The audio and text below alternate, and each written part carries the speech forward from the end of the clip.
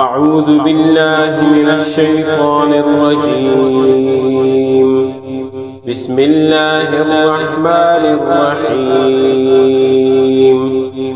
ويشفي صدور قوم مؤمنين. يا أيها الناس قد جاءتكم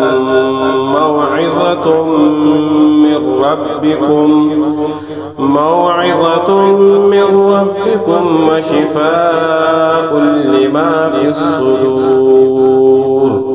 يخرج من بطونها شراب مختلف ألوانها فيه شفاء للناس.